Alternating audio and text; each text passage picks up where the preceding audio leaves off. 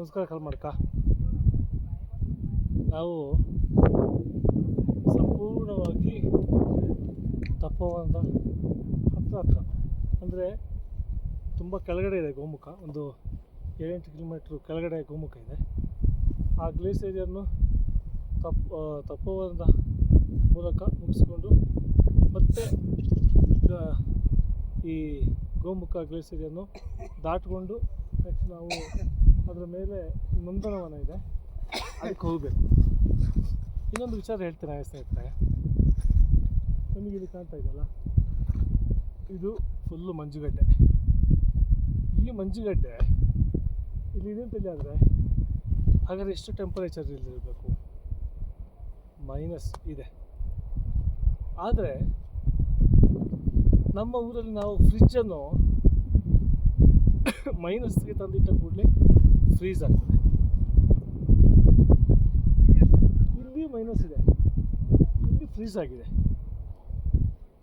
ಹಾಗಾದರೆ ಇಲ್ಲಿಯ ಫ್ರೀಜಿಗೂ ಅಲ್ಲಿಯ ಫ್ರೀಜಿಗೂ ಏನು ವ್ಯತ್ಯಾಸ? ಇಲ್ಲಿ ಫ್ರೀಸ್ ಆಗಬೇಕು ಅಂತೇಳಿ ಆದರೆ ಇದು ನ್ಯಾಚುರಲ್ ಫಾರ್ಮೇಷನ್. ಇದಕ್ಕೆ -10, 15 ಹೀಗಾಗಬೇಕಾಗ್ತದೆ. ನಮ್ಮ ಮನೆಯಲ್ಲಿರುವಂಥ ಫ್ರಿಜ್ಜುಗಳು ಮೈನಸ್ಸಿಗೆ ಬಂದ ಕೂಡಲೇ ಫ್ರೀಸ್ ಆಗ್ತದೆ. ನಾವೆಲ್ಲ ನೋಡಿದ್ದೇವೆ. ಅದು ಕೆಮಿಕಲ್ ಫಾರ್ಮೇಷನ್.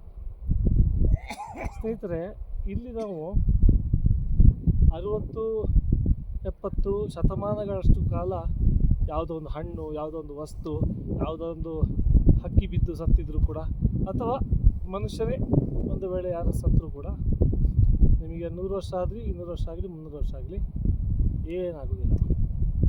ಅದೇ ನಮ್ಮ ಫ್ರಿಜ್ಜಲ್ಲಿ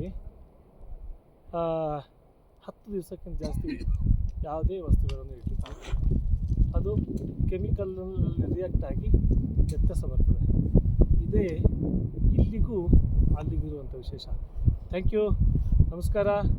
ಜೈ ಶ್ರೀರಾಮ್.